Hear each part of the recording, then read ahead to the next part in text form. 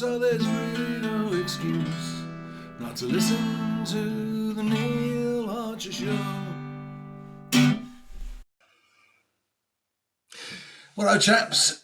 Well, today's news is full of a new FBI memo which concludes that Jeffrey Epstein did not have a client list and committed suicide with video of the jail cell.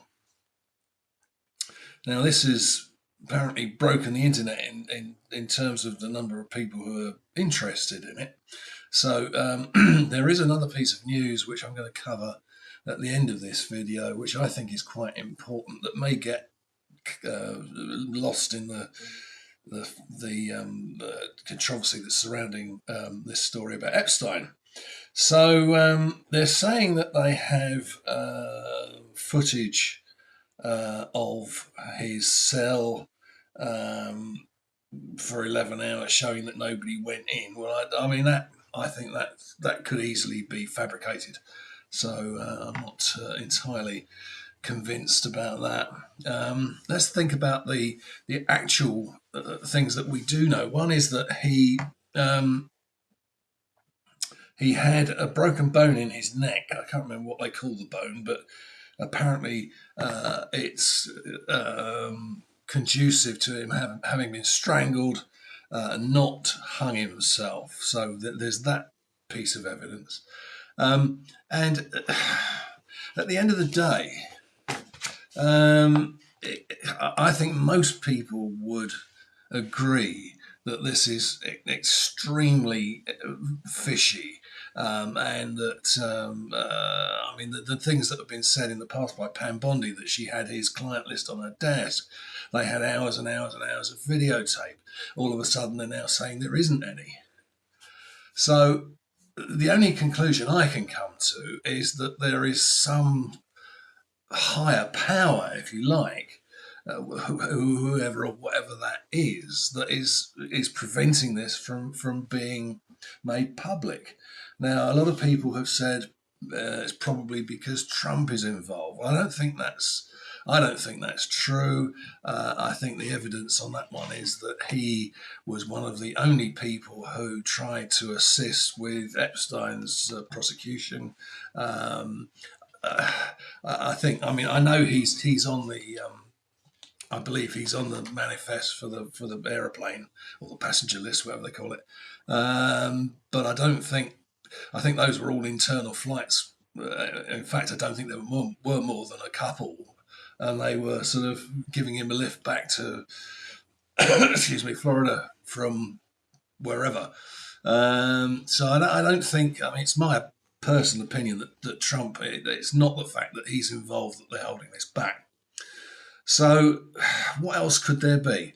It's said that a number of secret services are involved. For example, Mossad, MI5. Now, I don't know whether they, in combination, have the clout to put the lid on this. It's possible. The third alternative is that it's the World Economic Foundation, Bilderberg, whatever, these the New World Order people, or there's some massively powerful, perhaps multi-billionaire behind it. I don't know. And I mean, the only other alternative to me seems to be it's our alien overlords who've banned its publication. I mean, it's getting to that kind of ludicrous degree that, almost anything seems to be possible these days. It's very, very strange. Particularly when I saw, Kash Patel and Dan Bongino, who kind of originally announced the fact that they were saying that yes, he did commit suicide. They looked to me, they look very, very nervous and sheepish, to the degree that I felt um, that they were probably lying. I mean, that's just my impression.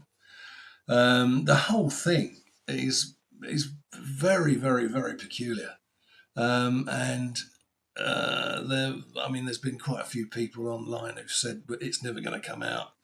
Um, I mean, personally, I thought it would. I thought Trump would do something about it, but it appears that they were right, and it is never going to come out, or at least not in our lifetime. Anyway, that's what's going on there. The other thing that came up today is that it's been proved that there are total flaws in 150 years worth of global temperature data, and in fact that the margins of error within the data are such that they're probably greater than the amount of temperature change that they're actually saying that there is. So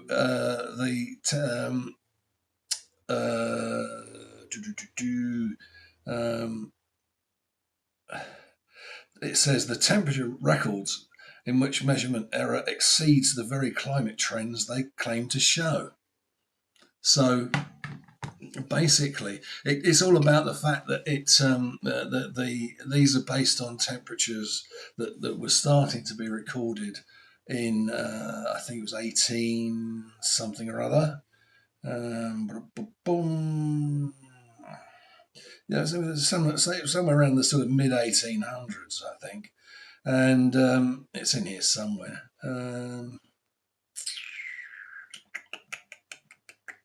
No, I can't. It's not going to jump out at me.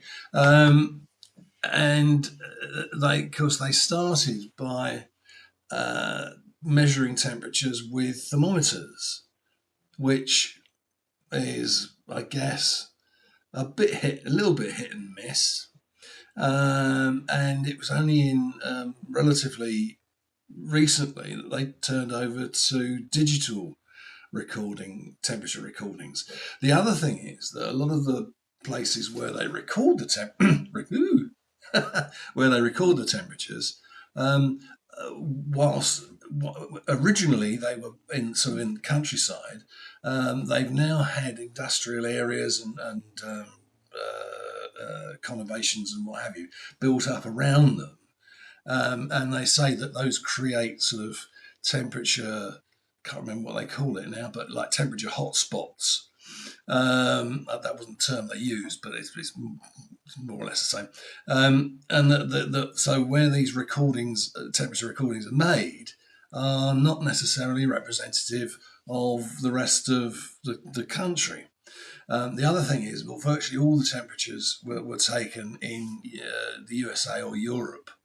Very little work has been done on temperatures in the oceans, which cover something over 70% of the Earth's surface. So there's a terrific amount of conjecture about how accurate these figures are. As I say, unfortunately, owing to the Epstein news, I think that the temperature news is people are going to miss it. And that's it for today. Thank you very much for joining me. I'm about to cough, so I'm going to sign off. Cheers for now.